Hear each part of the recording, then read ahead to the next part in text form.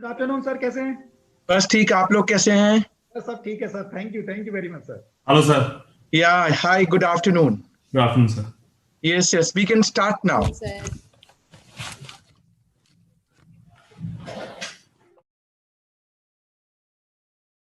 Please let me know when it is live. A very good afternoon, everyone. We are today having a conference on much-awaited budget, and being the first, probably a grand program of the new chairman, CS Vimal Gupta ji, who was elected, who's taken charge on 19th of this month. What better way to start by having a galaxy of speakers like Vimal Jain ji and Girish Ahuja ji to talk on something which they know probably back of the hand. Tax and Vimal Jain ji and Girish Ahuja ji, if we probably after a few years search in some kind of dictionary, probably it will be synonymous. That is how I can say the greatness of these two faculties and command and grip over the subject is. Today is an important day because there are lot of amendments that have come, and those will have professional repercussions of or benefit on the industry or other things. Without wasting any time, because people have come here to hear the faculties and our chairman, I would not waste much time. I'll ask our chairman, CS Vimal Kumar Gupta ji, to kindly address the huge number of participants. His first program probably will mark probably first time a budget lecture, maybe through virtual mode, but it will break records of number of participants. I'll ask Vimal Gupta ji, a very senior member who has led Jaipur chapter for past 10 years in some or other role, mentored Jaipur chapter, now has got an opportunity to lead here. I'll request him to kindly say a few words. Thank you, Sushil ji. Thank you very much, Vice Chairman NIRC. Good afternoon, everyone. I, Vimal Gupta, Chairman NIRC of ICSI, is delighted to present the highlights from yesterday's Union Budget 2021-22. Who is one of the Mr. Devendra President, our President Nagendra ji, who is one of the dynamic personalities with the positive mindset. Our keynote speaker Vimal Kumar Jain, he is expert in indirect tax. Presenting the Union Budget for 2021-22, Finance Minister Nirmala Sitharaman said that the budget proposal for this financial year rests of 6 pillars: health and well-being, physical and financial capital, and infrastructure, inclusive development of aspirational India, human capital, innovation and research development, minimum government, maximum governance. A significant announcement includes a slew of hike the customs duty to benefit Make in India, proposal to diversify 2 more PSUs and a general insurance company, and numerous infrastructure praise to poll bonds. State physical deficit stands at 9.5% of the GDP, and it estimated to be 6.8% in 2021-22. Now I brief the key highlights of the budget. First, health and sanitization. A new scheme titled Pradhan Mantri Atmanirbhar Swachh Bharat Yojana to be launched to develop primary, secondary, and tertiary healthcare. Minimum Poshan 2.0 improve mention outcome across 112 operational districts. Second, education. 100 new Sainik schools to be set up. 750 Eklavya schools to be set up in tribal areas. Next, infrastructure. Vehicle scrapping policies to phase out old and unfit vehicles. Highway and road works announcement in Kerala, Tamil Nadu, West Bengal, and Assam. National asset monitoring pipelines launch to monitor asset monetization scheme. Tax, no IT filing for people above 75 years who get position to earn interest from deposits. Economy and finance. Physical deficit stand 9.5% of the GDP, estimated to be 6.8% in 2021-22. Proposal to allow state to raise borrowing up to 4% of GSDP this year. Agriculture sector, agriculture infrastructure fund to be made available for APMCs for arguments their infrastructure. 1,000 more mandis to be integrated into the eNAM marketplace.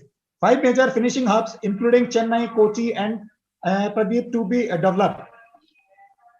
Employment, a portal to be launched to maintain information on GIG workers and constructive workers. This current pandemic situation took everything to ground level, greatly impairs our economy in an adverse manner and handicap to working of our entire nation, which includes working of every profession. So that make the balance between the professional life and growth of our nation, we took certain steps and decision to be betterment of profession members and students, which could not fulfill, but now we are ready to take all the positive steps. As per MC guidelines, we are planning various programs and seminars to be conducted for our members and students to keep them updated with the continuously changes taking place in economy. I would like to extend my gratitude towards our President, Mr. Nagendra D. Rao ji, and person who is a visionary mindset of our organization this webinar on the budget in such a short period of time. In the coming future, he is going to organize various events for our profession. I would also like that Mr. Vimal Jain, our keynote speaker for the webinar under WO's leadership, we have always conducting numerous programs and events. In the year 2017, ICSI create history to conducting largest seminar for GST and got recognized for the same. I am also thankful to all the members who attended the webinar. Thank you. Now I complete my words. Now over to Sushil Dagaji. Thank you very much. Thank you so much, Bhaiya. The chairman, I must say, he has a very keen sense of understanding as far as capital market is also concerned. He acts as consultant to various people in capital market. Further, I would also now, if I say I have to introduce Shri Bimal Jain ji, there will be certain set of people who will laugh out of Buster that if you are introducing someone who is known to everyone, but customs cannot be left out. I have to do the customary Bimal Jain sir. I must, before starting this, I must say, he is one man who is at a drop of a call always available for our institute. I still remember 2017 when I was chairman, I called him and he said, I'll be there. And next day he was there. Same evening he traveled back. Vimal Bhaiya was involved in thick and thin when in 2017 we made that world record when Shyam sir was the president. Again, he was the man who goes down to books of world record for taking the largest session on GST. I would only mention two fine points apart from saying that he's a master on indirect tax. I have to only say that he has an experience of more than 2 decades. Probably sometimes there are young student members also joining whose age is 5 or 6 years more plus than 2 decades. That's the amount of experience this man carries. I can look at his hairstyle. It only seems like entire night he has worked and today he is ready to deliver not only to us, but there are other institutes also after his life.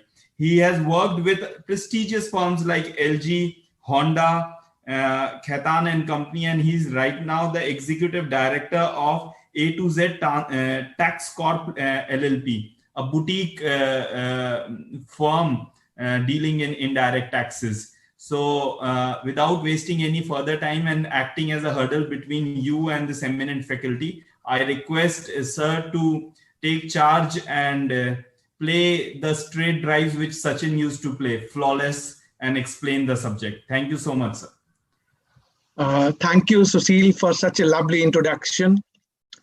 At the outset, let me thank Chairman NIRC ICSI, CS Bimal Gupta ji, President ICSI, and my good friend Manish Gupta ji, who has spoke to me on this issue that today we want to organize post-budget seminar. I said, yes, we must do that. And that's what we all are looking for as a company secretary profession, either in practice or employment. I know this Union Budget 2021, basically we must say 21, is an important one. There are two kinds of changes from indirect tax perspective I can talk about. One is from custom duty perspective and another from GST perspective. I will not take much time on custom duty, but would like to brief that what government has done. As per the vision of our Honorable Prime Minister, Atmanirbhar Bharat, Make in India, Buy in India, Vocal for local. What is being done in custom duty? There is rate rationalization. Custom duty rate got rationalized. Raw material imported and used for the local manufacturing is very important to promote Make in India. So what government has done sector specific, they have either reduced the custom duty rate, basic custom duty, or they have made it nil on raw material import. Sector like iron, steel, chemical, automobile, and you have seen on gold and silver also basic custom duty rate is being reduced. This is only to help local manufacturing. What happened when we pay basic custom duty on raw material import, credit is not available. It becomes cascading in the hands of local manufacturer, which is now being done away with either reduction or made it nil for import of raw material, which will help the Honorable Prime Minister initiative, Make in India, Buy in India, Vocal for local. I'm not going to discuss much in custom duty, but GST very, very important. Just to give glimpses. Bimal sir, I'm very sorry, I'm committing a crime, but you're not our president is also here. You're not committing a crime. I could see that our president, ICSI, yes, it's important. He's there. I think we need to just welcome him. President sir, a very good afternoon, and a very humble man. That's how I can start with. A very humble man. Sushil ji, let Bimal ji continue. Let him finish. It is our program. Thank you very much. Bimal ji, sorry for the inconvenience. Please continue. No, Nagenji, you take 2 minutes. At least say your welcome remarks to all the professionals of ICSI. It would be privilege. I can. No, just landed from Pune to Delhi. So okay. Please continue, sir. They will welcome me. It is our own program. Please go ahead, sir. Please. Sorry for inconvenience. No. I stand corrected with my words when I say we have one of the most humble presidents. And thank you so much, sir. Nagendra sir, I think it's important just to brief that the president ICSI, who is taking the reign from 19th of this month, has been very kind enough to take out little time and bless us in this program of NIRC. And it is decades of experience this man has, and we will see the classic way of his leadership, which we saw as vice president, would be reflected this year as president. I would now not stand between it. I will request Nagendra sir, if he wishes to speak right away or after reaching office, we can do that at 2 p.m. also. So our chairman says that let's the president settle, and at 2 p.m. Sir can take a little whenever he's there at the office. So just marking his presence. Bimal sir, you may please continue, sir. My compliment and thanks to President ICSI for his novel gesture that education first. We must enrich our fraternity. This is a really very good gesture, which I must compliment and appreciate. I'm sure all the participants must be appreciating this gesture of President ICSI. So I was on GST. GST, there are 16 changes. Normally, when we talk about union budget, we always expect from indirect tax, nothing will come. Nothing is going to change. But we have seen for last 3-4 years, union budget presented, and there are changes. Changes are made in finance bill, amending the provision or inserting new provision in CGST Act and IGST Act. This year is not exception. There are 16 clauses of Finance Bill 2021, clause number 99 to clause number 114, 16 important changes in GST.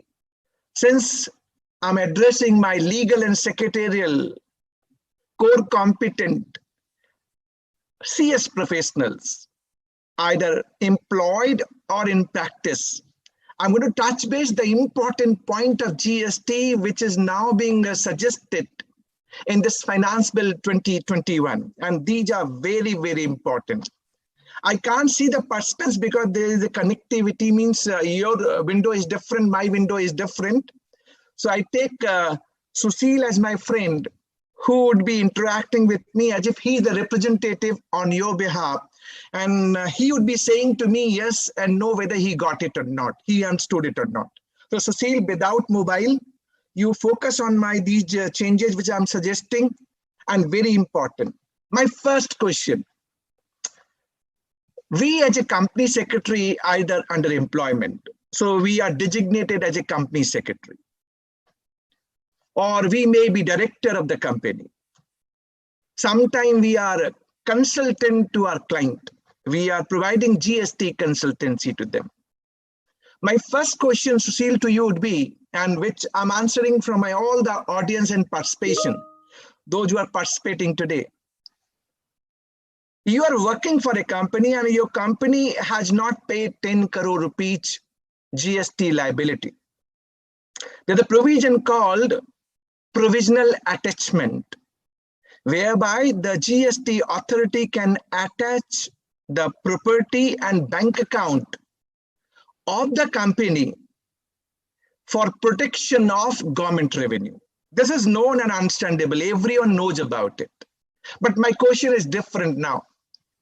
Can GST department attach your personal property or your personal bank account for fault of a company and in the name of protection of government revenue?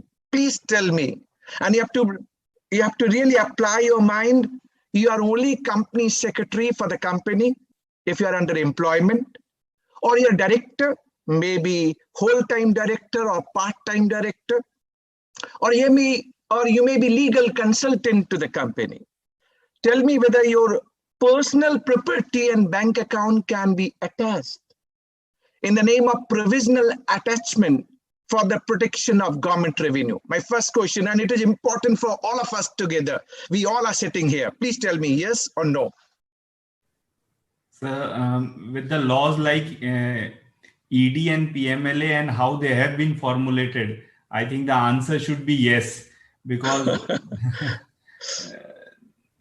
okay, all right. Not an expert on it, but understanding that it can be done, but with a lot of balances, checks and balances, I presume. Now see, in this year, Finance Bill 2021, Section 83, subsection 1 of CGST Act, it's proposed to be amended. Now they are saying earlier the provisional attachment was possible only on taxable person, which could be company only. But now they are saying any person who causes to commit. This word is very important, causes to commit, and retaining the benefit for 4 specified offenses.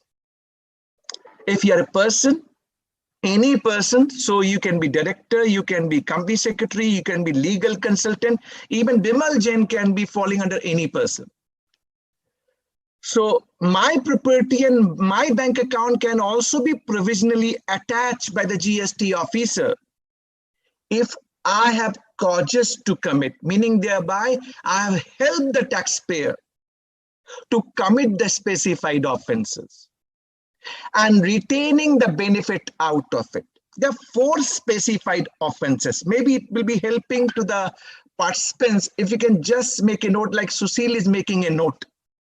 This will help you to see that what kind of changes are happening in GST law, which is called draconian law. Draconian law. 4 specified offenses under section 122, subsection A of CGST Act, which got notified very recently on 1st January 2021. The first offense: supply of goods or services without invoice, which is called cash sale transaction. Supply of goods or services without raising invoice, or incorrect invoice or false invoice just to evade taxes. Second, issuance of invoice but without supply of goods or services. So you know fake invoice and fake credit. Issuance of invoice without supply of goods or services. Fake invoice, fake credit. Third, if you take ITC or utilize ITC without actual receipt of goods or services. And fourth, input service distributor taking credit or distributing ISD credit in contravention of Section 20 of CGST Act. So I said, if you are any person, which can be director, which can be company secretary, which can be consultant, even our property and bank account can be attached by the GST officer. If there are these 4 offenses, apart from provisional attachment, you know how much is the penalty? Penalty would be equivalent of tax amount evaded or ITC wrongly availed, fraudulently availed or utilized. Next question which would be coming to your minds are, what happened if department has collected this money from the company? So if they have collected money from the company, then maybe provisional attachment will not be there.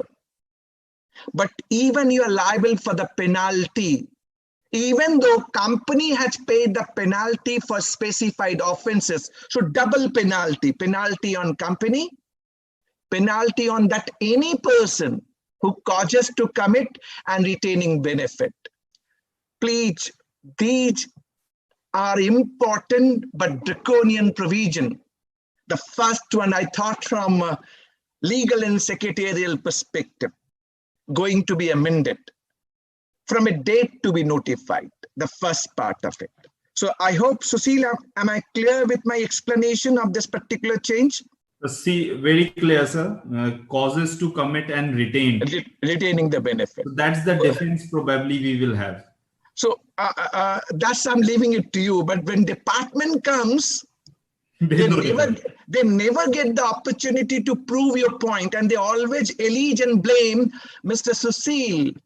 You causes to commit and you have retained the benefit. Now maybe our president has reached to the office. Maybe he can give his remarks and then I will continue, because I finished my first case study of the changes on Union Budget 2021. Handing over, requesting our President ICSI to say a few words. So very nice to see you, and the background and your personality suits a lot to the chair. And we believe under your humble and very visionary leadership, ICSI will take things ahead. On my left of my screen, I can see Bimal Jain sir on GST. On right of the screen, I see someone who can bring dramatic changes in ICSI. I think the GST now comes to ICSI as audit, for which sir has made a lot of efforts. Thank you so much, sir. So I would want you to please say a few words. There's a huge audience who is there. Please enrich us with your kind words. Very good afternoon. I am very elated to be joining along with the famous personalities like Bimal Jain ji, as well as Girish Ahuja ji, who will be joining shortly, and all the ST members who will be and who have joined this particular webinar, who would be enriching themselves with the knowledge on direct taxes and indirect taxes, the changes which have taken over. But what I would like to suggest is, that let Bimal Jain ji complete, because I don't want to be a hurdle. I would be more interested also to listen to him. As an institute, we welcome the budget with the given constraint of COVID-19. And if we see the investments vis-a-vis spending, expenditure, the more and more sectors have been covered in this particular budget. So it's a welcome move. And also, we normally say that COVID-19 pandemic budget, so it is healthy budget. After seeing the view of COVID-19, the budget is really very, very healthy budget. Various extensions, SOPs, incentives, which were earlier granted to the corporates. Also, few modification changes which have been done is nothing but a wealthy budget, because it will help the corporate sector. It will help the corporate sector to. It will help the corporate sector to infuse more and more funds, and especially with LIC going on for initial public offer, and also divestment of the shares which will be going to take place. Huge investment will come. Similarly, in the insurance sector, the increase from 49% to 74%, again, there will be a huge investment which is going to come.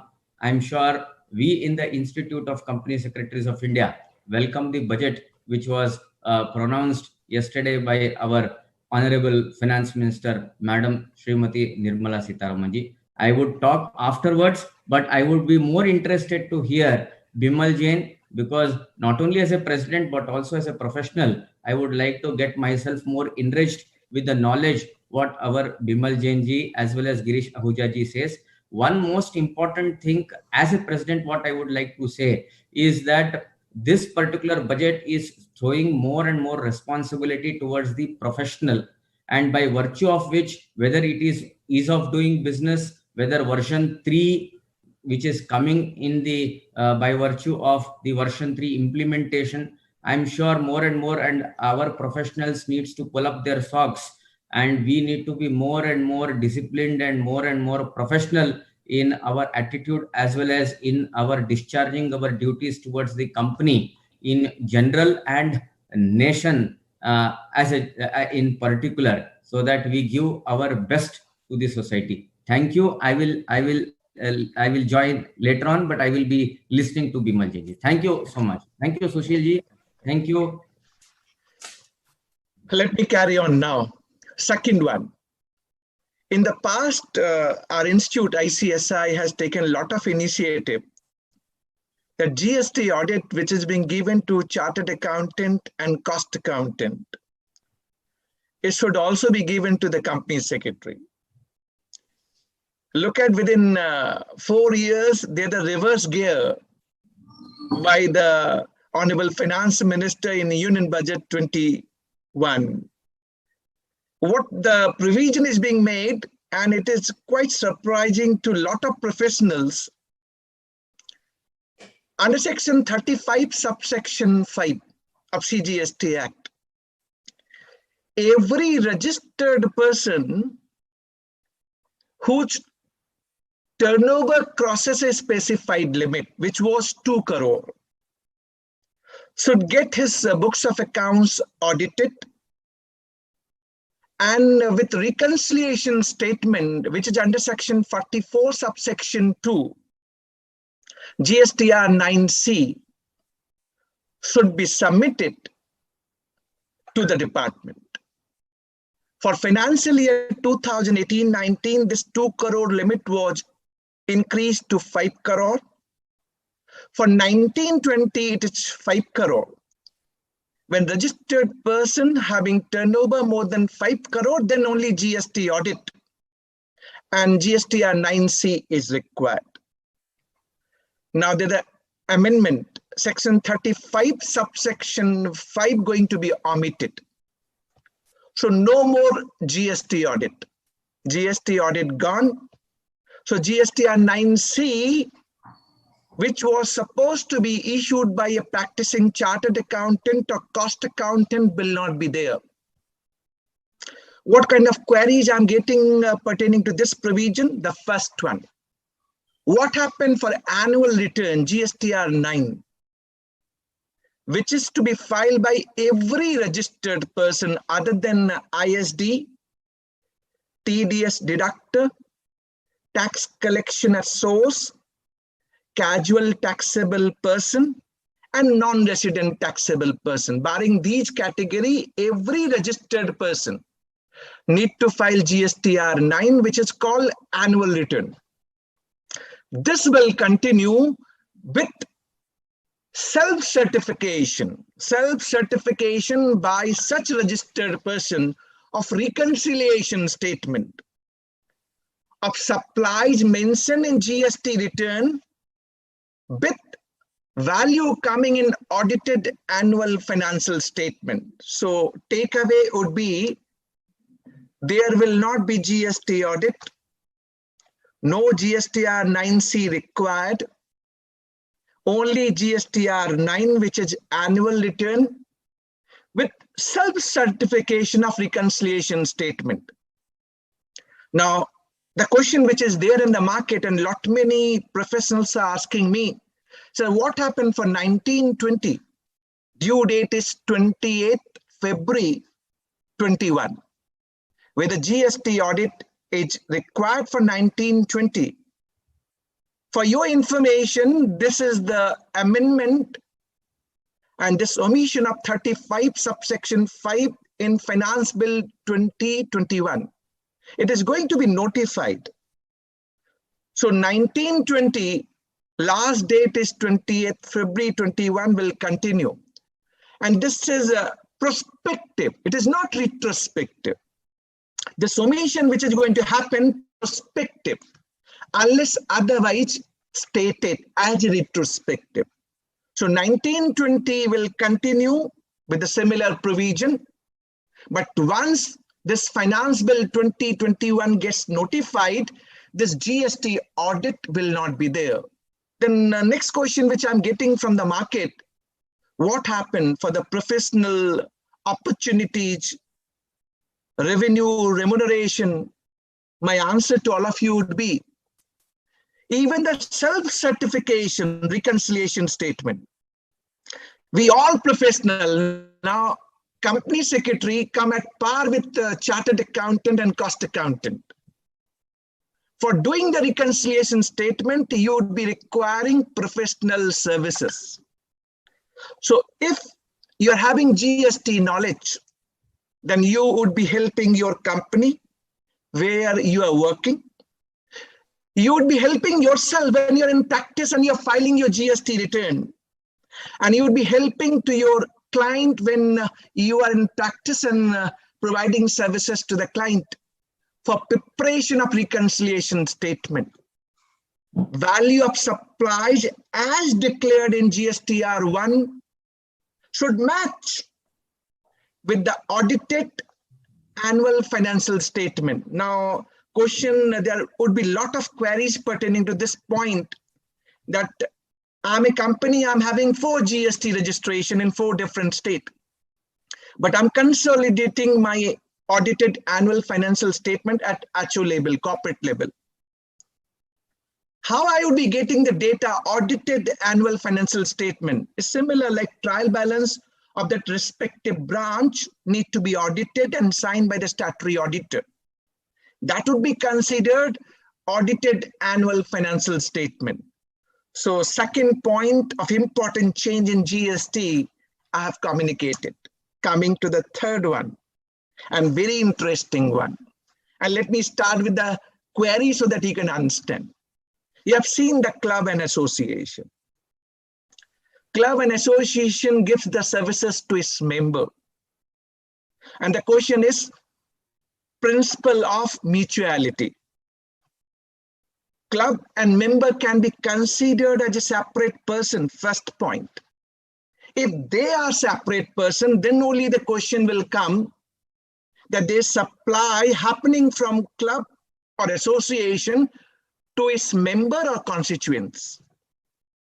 Recently, the Honorable Supreme Court in the service tax regime, Calcutta Club, has held that no service tax leviable, and they have taken cognizance of doctrine of mutuality.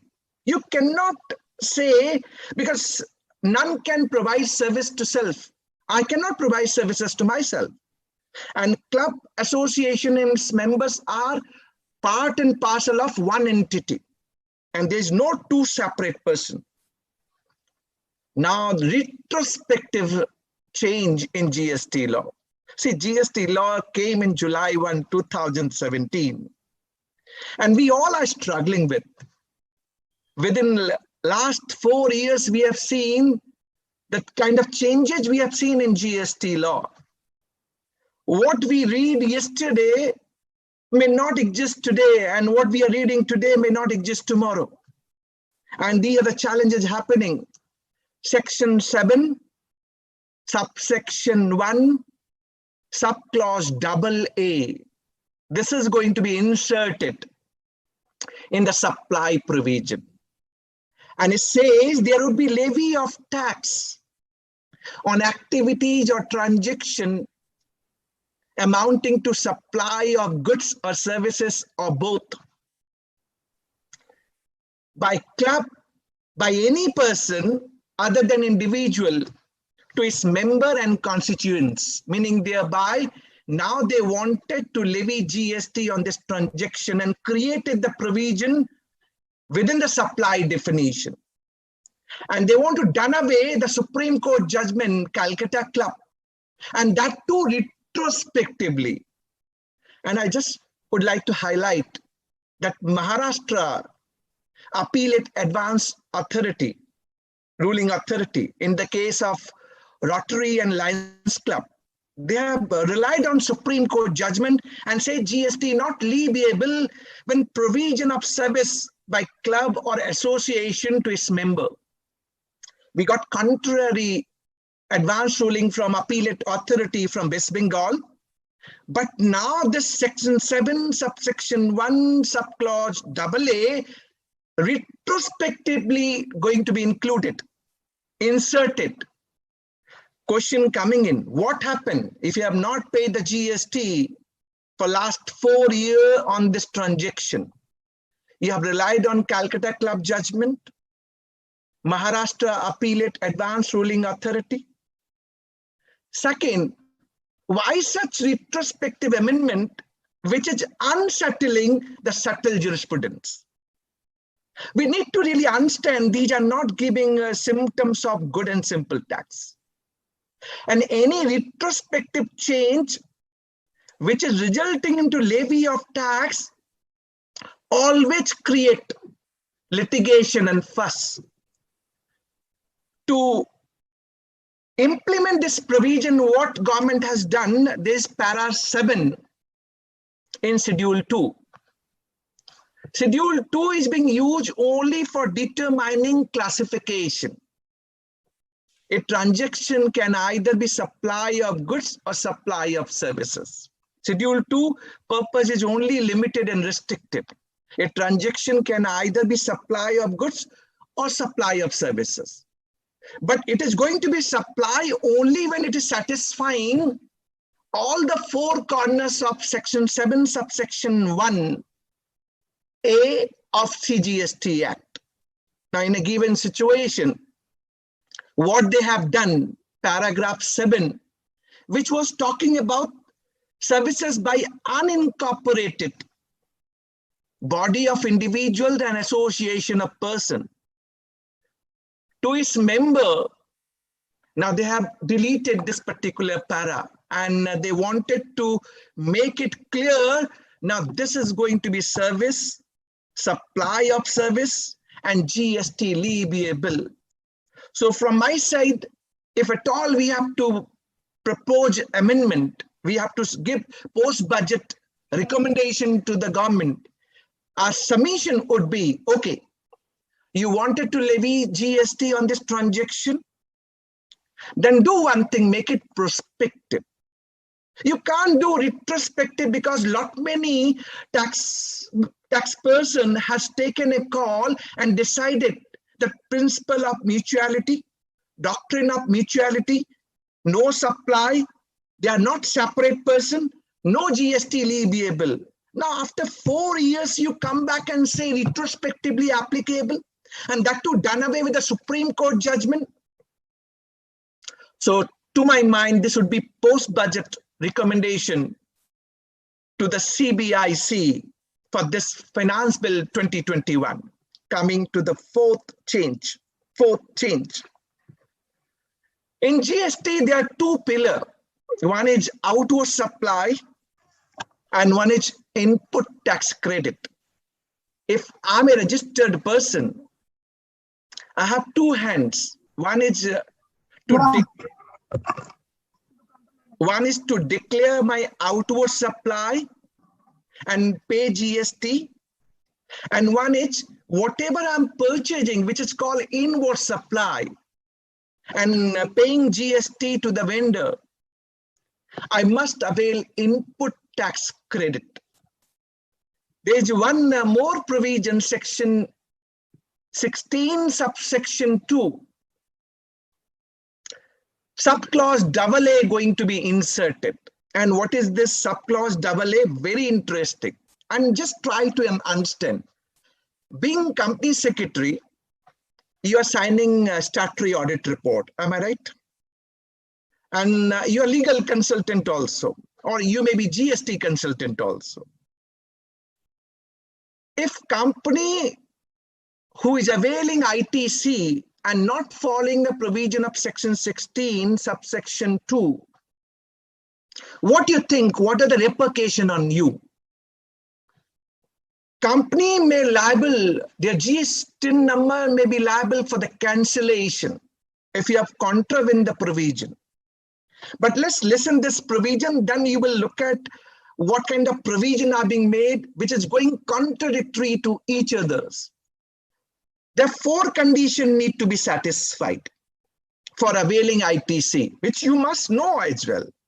What are those 4 conditions which you must satisfy for availing credit? First, you should have tax invoice, copy of tax invoice under section 16, subsection 2, clause A. So that was sufficient enough. B, you must have received goods and services. Quite obvious. Unless you receive goods and services, credit is not available. Subclause C, your supplier must have paid taxes. So we are debating a lot of litigation going on in the country. As a recipient and as a buyer, I have paid the GST to the supplier. Supplier who faulted with, he is a dishonest one. And he has not deposited the GST with government exchequer. So supplier is the faulted one, dishonest one. Why credit would be denied in the hands of recipient and buyer? We all are debating this question. And last, section 16, subsection 2, clause D, as a recipient, as a buyer, you must be filing your regular return, regular GST return. What changes now being proposed in Finance Bill 2021? They're going to insert new subclause. Section 16, subsection 2, subclause AA. What is this subclause, you know? Credit is available to you, to recipient, to an buyer, on the basis of invoice and debit note raised by the supplier and furnished by the supplier in a GSTR1. GSTR1. And it is communicated to you. See, look at now my credit, recipient credit is dependent on supplier. He must have furnished in his GSTR1, must have communicated to you. Look at the kind of provision which is being inserted. By inserting this provision, there are a lot many queries started coming in. The first query, Rule 36 sub-rule 4, which was made operationalized from 9th of October 2019 and from 1st of January 2021. Credit available on such invoice and debit note which is not uploaded by the supplier in their GSTR1, and capping was 5% of eligible credit coming in GSTR2A. Whether this rule is not going contrary to the provision. When provision says, Bimal, you will get credit only when your supplier furnished, then what is the relevance of Rule 36 sub Rule 4? Meaning thereby the indirect meaning. If government, which is inserting this provision now, meaning thereby whatever rule was there prior to this was ultra vires. We have to understand, act is a father, rule is a son. Son cannot override the father. And this Rule 36 sub Rule 4 was there, right? Another example I'm giving you, Rule 60 sub Rule 1. And the question which I get from the market, sir, for availing ITC input tax credit, I should check my GSTR 2A or GSTR 2B. We all are debating, right? We all are saying so. So relevance of Rule 60 sub Rule 1, checking my credit in 2A or 2B, of no relevance. If that is dependent on this provision, which is now going to be inserted. But important point which is coming out, if this is the provision which is inserted now, then earlier the rule which was made ultra vires. I'm giving the interpretation, legal interpretation. Third, which is important, that your GSTR1 and GSTR3B is very important. And I'm asking all of you, maybe this time I'm asking question to Bimalji, who is the chairman of NIRC. And we'll ask him to give the reply on behalf of all the audience who is watching this one. Bimalji, मान लीजिए मैंने GSTR1 में किसी भी महीने के लिए, for any month, I've shown my liability as 1 lakh rupees in GSTR1. But for that particular month, I've shown only 50,000 liability in my GSTR3B. So there was difference of 50,000. GSTR1 was showing 1 lakh rupees. GSTR3B for payment of tax showing 50,000 rupees. Do you see any problem? Any problem can happen to taxpayer, registered person? Bimal जी, जो mind में आए, आपके mind में जो answer आए, आपको अभी ऐसा समझना है, with all due regards to your position, आपको बस इतना समझना है कि बिमल जी ने मुझे एक ऐसा क्वेश्चन पूछा है जो कभी भी आता है, बहुत बार आता है, और कभी हम ध्यान देते हैं, कभी हम ध्यान नहीं देते हैं. अभी इतनी ऑडियंस हमारा ये प्रोग्राम देख रही है, उनके माइंड में भी ये होगा कि मेरा GSTR1 में मैंने 1 लाख रुपए की लाइबिलिटी दिखाई, I shown 1 lakh rupees, but showing 50,000 rupees in GSTR3B. Do you think any problem? Sir, I think it is a matter of mismatch. Matter of mismatch. Any other thing which you believe can be enforced by the department?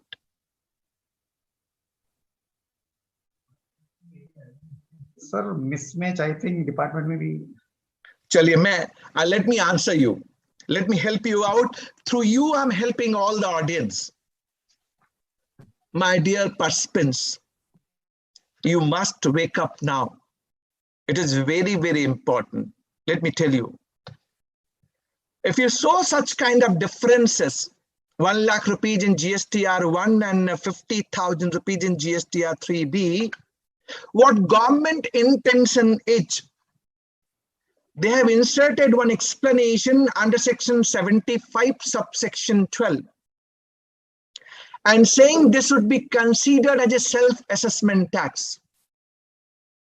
And this can be recovered under section 79. Recovery can be done, first part. So you need to be careful for the whatever value of supplied in GSTR1 must matches with the GSTR3B. Otherwise, difference would be considered as a self-assessment tax. Can be recovered by way of recovery mechanism under section 79, first. Second part, even a GSTIN number can be cancelled. GSTIN number can be cancelled under Rule 21.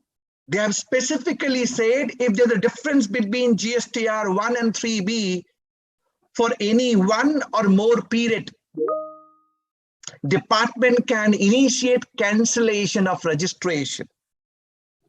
Third and foremost, I'm a small taxpayer. I really want my GST law to be good and simple, ease of business. By this provision, what message we are giving to the market? There can be a mistake in my GSTR1 for any region, sometime clerical mistake. As against 100 rupees, I've shown 1,000 rupees. Possible, right? And this amendment can be done only in succeeding month. I cannot revise the relevant tax period GSTR1. I can't do that. So clerical error, is it going to be considered as self-assessment tax? I'm just creating. And Bimalji has rightly said mismatch. He never thought of that I'm doing any intentionally, I'm mismatching. There's one intentional, one is unintentional. Intentional is what? You're showing your liability as 1 lakh, which you know 1 lakh rupees is the liability, but not paying 1 lakh rupees, paying 50,000. This is called intentional. What is unintentional? You have shown 1 lakh by mistake. It was 50,000 and you have filed your GSTR1. Now you cannot revise your GSTR1. So it will show 1 lakh, but you will pay only 50,000, right? That is your liability. Am I right? So this 50,000 should not be considered my self-assessment tax, for which recovery proceedings can be initiated. My cancellation is liable, my GST registration is liable for the cancellation. These are going contrary, believe me, contrary. And we have to really wake up, because these provisions are now part and parcel of Finance Bill 2021. I know when we look at union budget, we look at from direct taxes. My all love and regards to Guruji, that he is the fame for direct taxes for union budget. But indirect taxes, we always assume and impliedly take a meaning. Nothing is there in indirect tax. Only custom duty changes, blah, blah, few of the changes are there. But see, I've done 4 case study, made it so interesting for you. And I'm reeling these feeler to you that so that you get a real way to look at. Coming to the 5th case study, 5th one, and very interesting. Bimalji, once again, I will include you. And you have to answer me. See, you got 1 lakh rupees GST liability. And why I'm doing so? I could have gone, extempore, one-sided for my participants, I'm telling you. But you would not have got the interest. That's the reason I'm creating this interest through either Bimal Gupta ji, Chairman NIRC, or Sushil ji. Listen carefully. You got 1 lakh rupee GST liability. And you got 50,000 rupees in your e-credit ledger. So net, you have to pay 50,000 rupees through your e-cash ledger. Bimal ji, am I right? Yes. Am I right? Okay. Yes, now question is, if you don't pay 50,000 rupees because of want of fund in GST liabilities on accrual basis, whether you collect from your buyer or not is not important. So meaning of SME, MSME, irrespective of fact, whether you collected money from your buyer, you need to pay from your own pocket.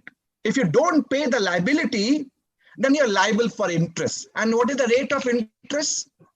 18% per annum. The rate, meaning that for paying this amount, if you have not collected the money from your buyer, you may require to take working capital loan from the bank. Bank may charge 12%. But if you don't pay in GST, it is 18%. Listen carefully. So my question to you, Bimalji, this interest to be paid on 50,000, which is net cash liability, or 1 lakh rupees, which is your gross tax liability? Please tell me, what is the answer? Bimalji, please unmute and say whatever coming to your mind. Sir, I think it is on 50,000 rupees. So you think it is on 50,000. Bimalji has said, I think it is on 50. Why I think? It is reasonable. I got 12 lakh rupees my output tax. 50,000 rupees already lying in my interest. 50,000 rupees is already lying in my e-credit ledger. I need to make net cash payment of 50,000. Interest should be leviable only on 50,000. Look at the, the way we have really built up the law, and we make certain, if and buts, then clarify the position. When GST law was made, it was made interest to be charged on 1 lakh rupees. Can you imagine? I never thought of this kind of provision. Then a lot of litigation started. We went to Madras High Court, Reflex Industries. We got a lot of other High Court judgment also. Then 39 GST Council meeting. Why 39? 31st on 23rd December 2018. They say it should be on net tax liability. 39 GST Council meeting. Again, they are saying on net tax liability with retrospective date. Then the proviso was inserted in 2019, but got notified from 1st September 2020. It was made prospective, not retrospective, which was the intention of GST Council. Laudable one, at least a relief. I'm taking a deep breath, saying, oh, kuch to samajh mein aaya inko. Now they are making this change, this proviso under section 50, subsection 1. You need to pay interest on net tax liability, which is cash liability, with retrospective date, 1st July 2017. So laudable one, you will appreciate. But two things you must keep to your mind. This provision is applicable only when no proceedings are initiated under section 73, non-fraud cases, under section 74, fraud cases by issuance of so-called notice. If any proceedings got initiated under 73 and 74, then you will lose this opportunity of interest calculation on net cash liability. And second, if you could have paid interest on gross tax, there was a lot of notices issued to the taxpayer, and maybe a case you have paid interest on gross tax liability, maybe a case, what you should do. This is a professional opportunity to all of you, which you can enjoy. And this professional opportunity says, if you have paid the interest on gross tax 1 lakh as against 50,000, and you have not passed on the incidents to anyone, this incident is with you only, then once this provision get notified, you should go and file refund claim. You should go and file a refund claim. This was my 5th one. Out of 16, I've said 5 important changes, coming to the 6th one. And I'm going at your pace so that you can understand. Sushil ji, am I right? Is it really understandable to all CS professionals? Indeed, because I know that it's CS like professionals Ganga during lockdown, crystal clear. Okay, all right. Coming to the 6th one. One change in IGST, very interesting. There are 2 transactions which is called zero rated. Zero rated means no GST. GST would be 0. So what are those 2 transactions? Export of goods or services and supply to SEZ unit or developer. So these 2 transactions called zero rated. So if I happen to be a registered person exporting goods or services or supplying to SEZ unit or developer, the first change I must keep to my mind. Whenever I'm supplying to SEZ unit or developer, they have said now it should be for authorized operation. Unless such supply of goods or services meant for authorized operation, it will not be termed as zero rated. So first change. Second change. When I'm undertaking zero rated, I'm having two options. The first option, I can export or supply to SEZ unit or developer or on payment of IGST. So to make it simpler, I'm taking one example so that you all can understand. I'm exporter, right? I got 50 rupees, my invoice supply, chargeable at 18% rate of interest. So 9 rupees ITC I'm having, input tax credit. Since I'm exporting or I'm supplying to SEZ unit or developer, it is zero rated.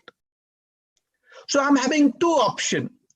Either I can follow payment of IGST route. So let's say I'm exporting at 100 rupees, 18% GST. Then I'm going to charge 18% IGST.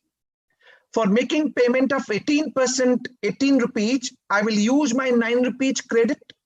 I will pay 9 rupees.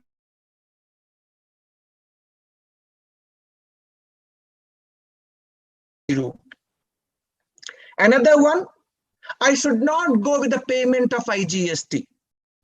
I should go for refund of my 9 rupees, but refund of ITC, you will not get refund of capital goods. Otherwise, you're supposed to get refund of ITC and no IGST charge.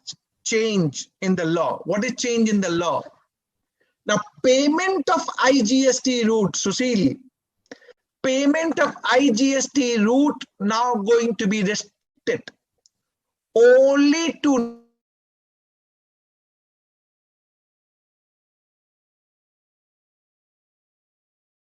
IGST route unless you are being notified. And this payment of IGST is going to be applicable only for notified goods or services.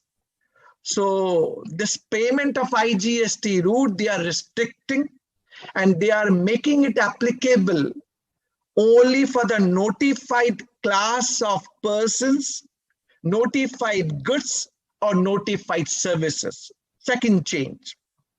Third and important change. We all are CS professional, and let's listen very carefully. So see this question to you, because you are doing little bit GST. I am saying you're doing much of GST. Why little bit? I compliment to you. You're doing lot of GST. When I'm exporting goods and exporting services, there's a provision to satisfy. Then only it is export of goods and export of services. For export of services, there is one condition: you should get money from your buyer in convertible foreign exchange within a defined time period as per the FEMA provision. For services, export of services, this provision exists. Am I right? For goods exported, do you have any idea that there is a condition I should get money from my buyer in defined time period as per the FEMA provision? What did you say, Susil? Is there any provision? Please tell me, is there any provision? No, sir, I'm little blank on this aspect. Not an issue. Very well appreciated. This is another gesture of real professional acumen. Nahi malum, sir, sorry. Malum to bolenge, har baar bolenge. And that should be the approach. For goods, there was no such provision. Rule 96B got inserted from 23rd March 2020. There is no provision in the Act. Rule got inserted from 23rd March 2020. We all were saying to the government, sir, how rule can be made when law does not say so? Right? Government is smarter. They say Bimal is having too much problem. Let make him more comfortable. Now this law is getting changed. They have made the law that if you don't receive your money for supply of goods, export of goods, within defined time limit as per FEMA provision, then whatever refund you have taken, you need to return back to the government within 30 days from the date of expiry of the time limit as per FEMA provision. And this refund is not only the provision, along with interest. So see, you need to make sure that you get back your money within the time limit. If you have taken refund, then need to be refunded along with interest. In between, our Guruji has joined. I can see his face. So my pranam, sir. We used to touch your leg and blessings also whenever we used to meet. Sir मेरी टांग मत खींचो. Sir अब ये मुझसे बोलेंगे गुरुजी आगे फटाफट खत्म करो, तो सर मैं बस आगे लेक्चर है. सर हम तो आपसे ही सीख रहे हैं. Just 1 or 2 minutes more, sir मैं क्लोज करूंगा फिर इसके बाद. Please. Just 1 or 2 minutes. So this refund which you have taken, it need to be returned back along with interest to the government authority.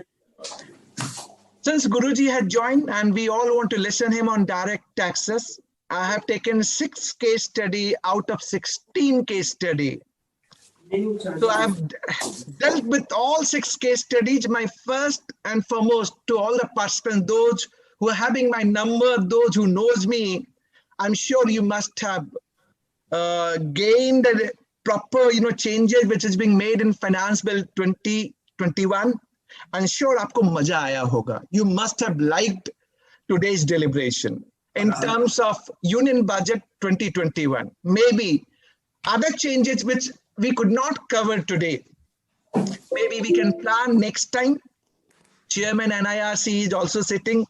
President ICSI is also sitting. So we can plan next time. But we all know the occupancy of our Guruji. He got बहुत कुछ सीखना है sir से. इस as में इतनी energy sir मुझे नहीं समझ में आता. किसने कहा मैं आपसे उम्र से छोटा हूँ? नहीं तो कुश्ती करके देख लो. सर आपसे बहुत कुछ सीखना है. I am telling you, he is the person. मुझे मौका मिला है, मैं सर के साथ एक रूम में नाइट गुजारी है, तो सर ने जिस तरीके से मुझे तैयार किया है. विमल जी ये वाले बात ठीक नहीं है. सेंटेंस बढ़िया नहीं है सर ये. नहीं सर, उन्होंने मुझे जो मोटिवेशन दिया है, I've learned a lot from him. So without taking much time, my all regards and to my learned senior members, President ICSI, Chairman NIRC, ICSI, and to all the participants. Thanks for listening to me. Thank you so much, Vimal sir. I must say that you were crystal clear in your approach, and by the time you said that we will have your session, I have a message from our chairman who says that very quickly we will have a complete day session for Vimal sir on this point, and soon we'll have. But I must say, any person's definition and how causes to commit it becomes relevant, or probably how GST audit now becomes immaterial, self-assessment becomes important, or how the government, again like in Vodafone case, kind of puts an explanation and tries to do retrospective thing by overruling Calcutta Club, or how the interest on net cash is now available, but if you do fraud under 73, 74, sorry, that's not available yet, or probably zero rate of taxation and its nitty-gritties and refund. If you don't get your money back, at least give us the tax you have availed or refund you have taken within a period of 30 days. Cannot be it is most succinctly explained by you. We are very thankful. We also have, I must say, we are waiting for the next 10 issues that you have created, case studies you have created.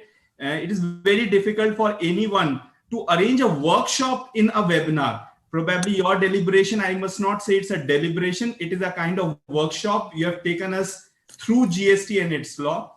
I would also acknowledge the presence of our newly treasurer, who has been though thick and thin in ICSI's growth in past 10 years, now has been elected as treasurer, Shri Himanshu Harbola ji. He will introduce our distinguished guest, Girish Ahuja ji. In background, I am told that one of our Central Council members, Manish Gupta sir, is also there. Look how humble the council is, that this as a student, as a member, he is still there and seeing everything through, that whether his chaps working in NIRC are doing things well or not. I hope we stand to his standards, Manish sir. I'm thankful, Vimal sir. Now I hand over the command to a very apt and very knowledgeable person, Himanshu Harbola ji, to take it from here. Over to you, Himanshu ji. Thank you, Sushil. Thank you. From the bottom of it's always a pleasure to hear Bimal sir. We have been since long been associated with the NIRC, and Bimal sir is kind enough to always take such deep-rooted session, I would say, which take us to the greater height of GST. I mean, I'm not a GST practitioner or a learner, but seeing Bimal ji, it's always given interest that I should also side by side practice on indirect taxes, specifically on GST. So thank you so much, Bimal sir. A very good evening to the President ICSI, CS Nagendra D. Rao ji. He has joined us, and he will be, leading the institute with all his experience and knowledge for years. He has contributed to the profession. Very good evening to the chairman of the NIRC, CS Vimal Gupta ji. A very good evening to the treasurer. Secretary of the Vice Chairman of NIRC, Sushil Daga ji, and all the Central Council members or the Regional Council members who have joined, specifically our beloved Manish Gupta sir, Central Council member, who has joined us as a participant. Very good afternoon to Bimal Jain sir. There's a great session on indirect taxation on GST. Very good afternoon to our very own beloved and the University of Direct Tax, a stalwart in himself, Girish Ahuja. I think sir needs no introduction. And I request our President ICSI, CS Nagendra D. Rao sir, to please address the participants on this webinar.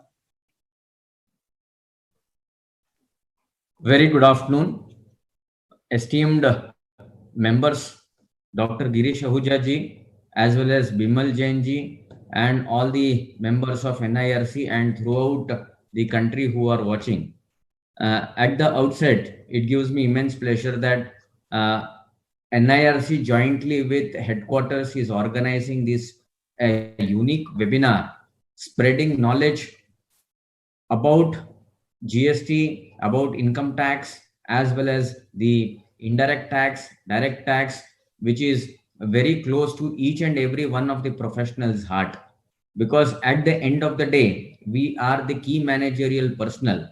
And as rightly explained by Bimal Jain ji, the responsibility as a person, definition of a person, what and all liability will be coming upon an individual, not necessarily only the company, but also to the individual, is very, very, very important.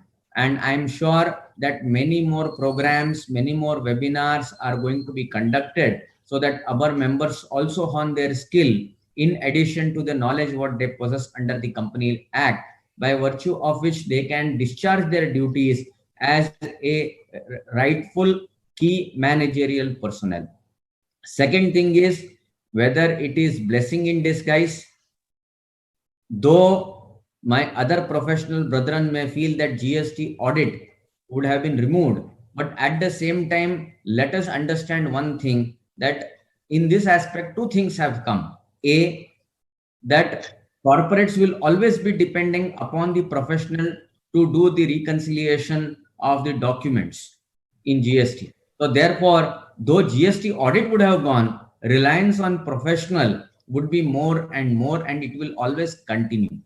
Now here there is an important factor, that is blessing in disguise for company secretaries also, because many of us in the previous council as well as this council, we had made representation for the company secretaries to be given the opportunity to include in the definition of accountant the company secretaries. Now, even though the section has been removed, the particular, but you will find that in blessing in disguise, we are also can do the reconciliation, and in that context, we also have to spread our wings in case of SLOS professional who are not practicing the GST. So one more area of recognition in a disguised form for all the professionals, so that they can hone their skill and they can do very well as a GST professional.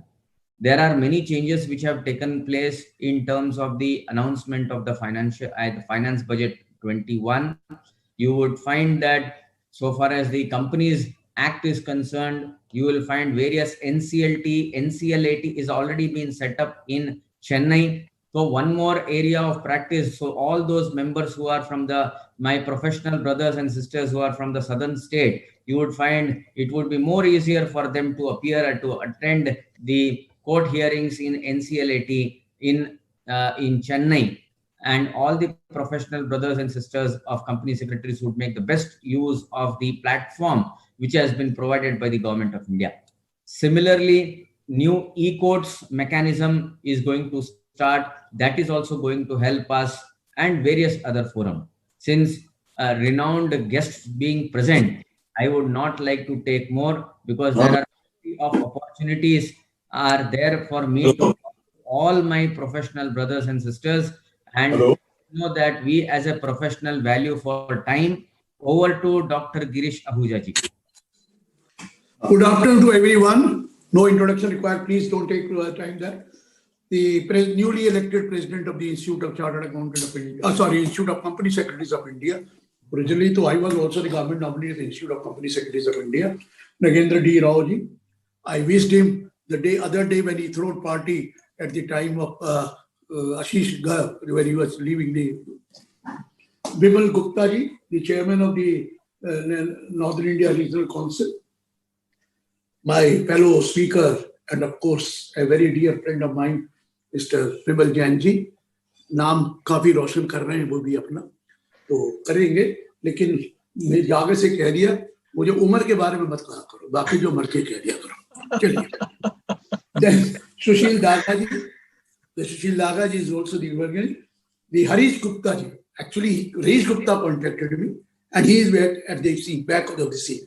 He said you have to, Manish Gupta, very sorry. Manish Gupta ji told me, Central Council member, that you have to come. I told him I have no time, absolutely, because I have another file lined up for 3 o'clock. 2:30 was supposed to be done. I just cut the short that I came to you. It's not that. My apology, because the 9 lectures or 64 lectures in 9 days if you have to deliver. That means 14 hours per day you have to speak, even from your own office, becomes a very difficult proposition. So, chaliye, you like the thing, that's why you come. Otherwise, who can force it? Nobody can force it. Vimalji, can anybody force us? No. You like it, so you come. Okay. Well, Prince, Himanshu ji also, Himanshu Arbola ji is also sitting in front of me. I should have told you, treasurer, of course, this. Ladies and gentlemen. Well, friend, this time it is very technical budget. I'm not talking about overall budget is wonderful. Everybody says it is a dream budget, it is a dream budget.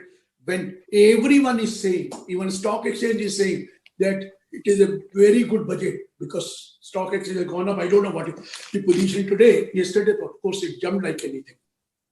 But let me tell you what are the technical parts in it.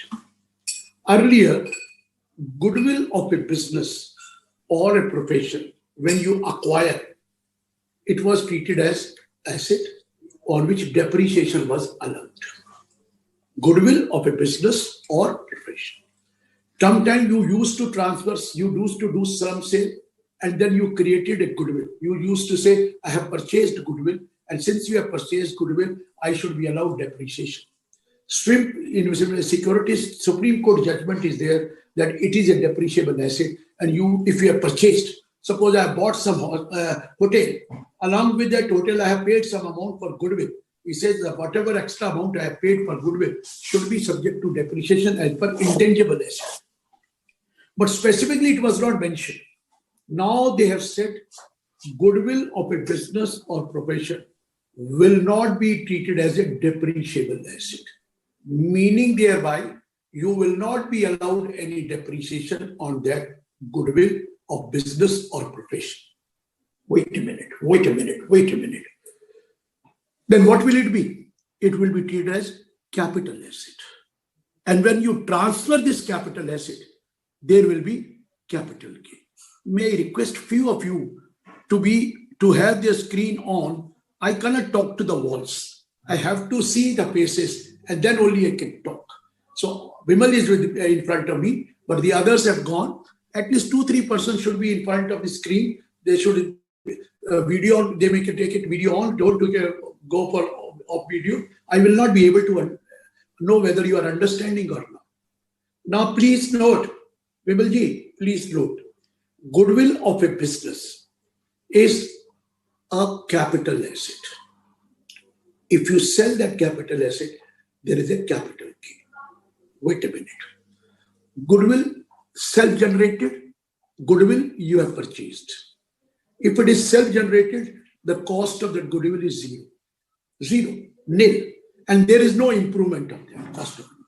Then whenever you sell that goodwill, the entire amount will be subject to capital gain. But if you have purchased the goodwill, then you know the purchase price. And when you sell it, you will be allowed deduction on account of purchase price, no indexation of that purchase price. There is no cost of improvement of goodwill. Suppose you have bought a goodwill for 10 lakh, you have sold it for 20 lakh, the capital gain will be 10 lakh. But wait. So far, goodwill of a profession, even if self-generated, is not liable to capital gain.